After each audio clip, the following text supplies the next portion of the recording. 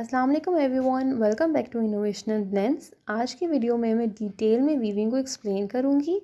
Basic terms जो weaving में use होती हैं उनको भी, then primary motions of weaving और बेसिक टाइप्स ऑफ वीविंग को भी एक्सप्लेन करूँगी। सिंपल अगर मैं आपको डेफिनेशंस बताती जाऊँ ना हर वर्ड की, तो आपको शायद उसको अलग से बैठ के याद करना पड़ेगा।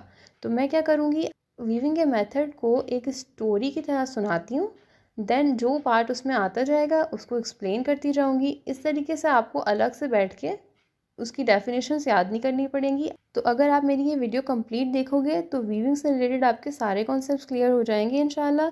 सो इस वीडियो को एंड तक ज़रूर देखें और अपना फीडबैक लाजमी दीजिएगा, क्योंकि आपका फीडबैक मेरे लिए बहुत मैटर करता है। So let's get begin. Weaving is a method of textile production जिससे फैब्रिक और क्लॉथ बनाए जाते हैं। जो फैब्रिक वीविंग के मेथड के थ्रू बनते हैं उन्हें वूवन फैब्रिक कहते हैं। डेली लाइफ में हम बहुत सारे फैब्रिक यूज़ कर रहे होते हैं, तो उसमें बहुत सारे फैब्रिक वूवन फैब्रिक्स होते हैं। सिंपल वर्ड्स में मैं अगर आपको बताऊँ वीविंग क्या है, कपड़ा बनाने का तरीका। हमारी लाइफ फैब्रिक पर बहुत ज़्यादा डिपेंडेंट है। ऐसा नहीं हो सकता कि हम अपनी लाइफ से फैब्रिक को माइनस कर दें। तो एटलीस्ट जर्नल नॉलेज के लिए ही हमें ये पता होना चाहिए कि फैब्रिक कैसे बनता है, either you are a textile student और नॉट। वीविंग के मेथड में 2 सेट्स ऑफ यार्न यूज़ किए जाते हैं, warp yarn and weft yarn.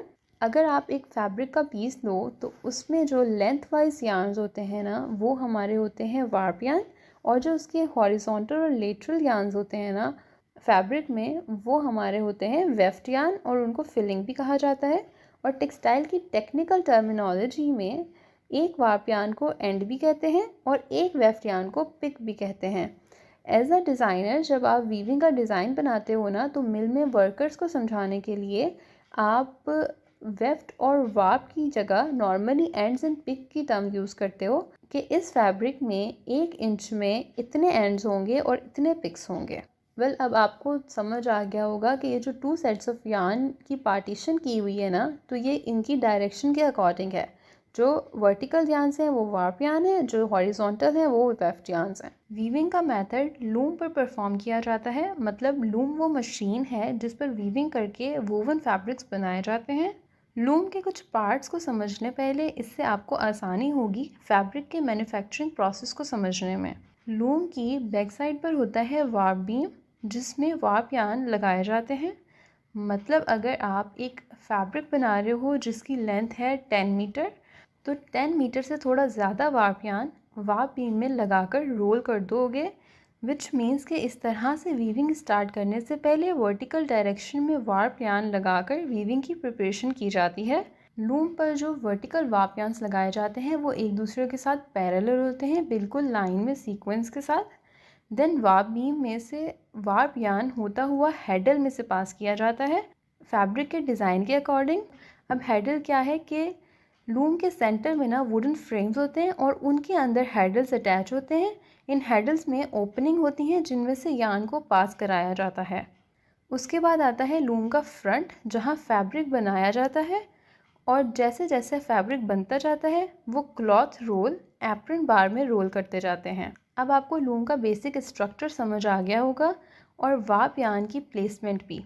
तो अब शटल को समझते हैं। वेफ्ट यार्न को शटल में भरा जाता है। शटल आप समझ लें सिंपल लैंग्वेज में कि जैसे धागे की रील होती है जिस पर धागा लपेटा होता है, इसी तरीके से वीविंग में शटल यूज़ की जाती है जिस पे वेफ्ट यार्न लपेट लिया जाता है, जिससे फिलिंग के प्रोसेस में आसानी होती है।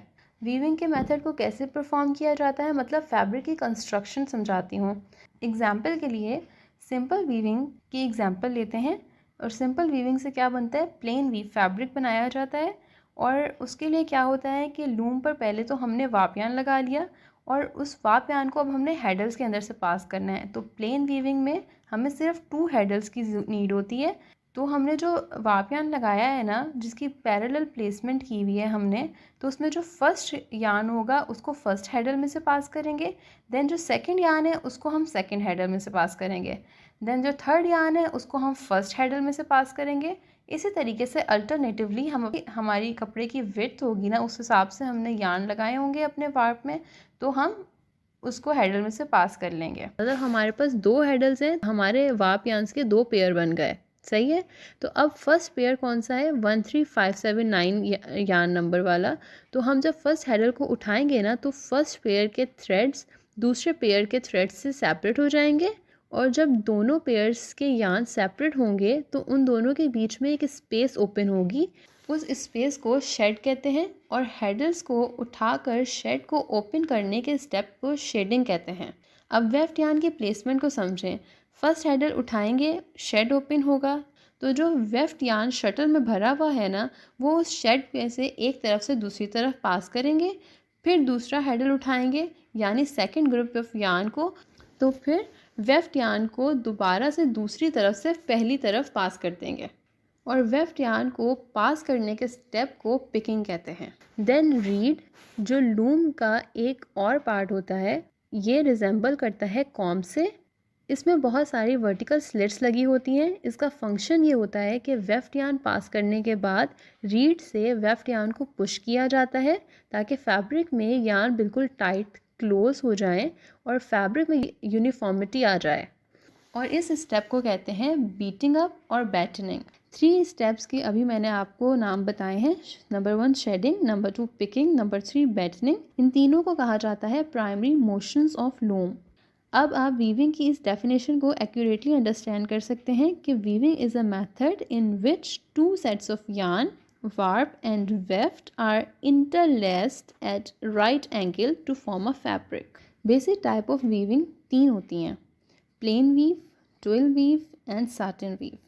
प्लेन वीव से जो फैब्रिक प्रोड्यूस हो रहा है उसमें कुछ एग्जाम्पल है जो हम डेली लाइफ में यूज़ कर रहे हैं, like cotton fabric, lawn, polyester, silk fabric etcetera. ज़रूरी नहीं है कि हर प्लेन वीव से एक ही तरह का फैब्रिक प्रोड्यूस हो, डिपेंड करता है यार्न टाइप क्या है। मतलब कॉटन यार्न की प्लेन वीव की जाए तो कॉटन फैब्रिक बनेगा, पॉलिएस्टर यार्न की प्लेन वीव की जाए तो पॉलिएस्टर फैब्रिक बनेगा। और ये भी अंडरस्टैंड करने की नीड है कि ज़रूरी नहीं है कि हर कॉटन यार्न से सेम फैब्रिक बने। लाइक अगर कॉटन यार्न कर्सर है तो जो फैब्रिक बनेगा उसकी करेक्टरिस्टिक्स अलग होंगी, पर अगर हम थिन कॉटन यार्न लेते हैं और उसकी थोड़ी लूज़ वीविंग करें, मीन्स वीविंग के प्रोसेस में टाइट बैटनिंग ना की जाए, तो उससे अलग तरह का फैब्रिक प्रोड्यूस होगा, जिसकी एग्जाम्पल है lawn fabric. Understand. Then twill weave की मोस्ट कॉमन एग्जांपल है डेनिम फैब्रिक की कॉमन एग्जांपल आती है क्रैप फैब्रिक। आई होप मेरे इस लेक्चर से आपके कॉन्सेप्ट्स क्लियर हुए होंगे, लेकिन अभी वीविंग यहाँ पर फिनिश नहीं होती। वीविंग बहुत वास्ट सब्जेक्ट है टेक्सटाइल का। आप और डिटेल में समझना चाहते हो तो आप फ्रीली मुझे कमेंट करके बता सकते हो, और इस वीडियो को लाजमी लाइक करिएगा और मेरे चैनल को सब्सक्राइब करना मत भूलिएगा। Thank you so much.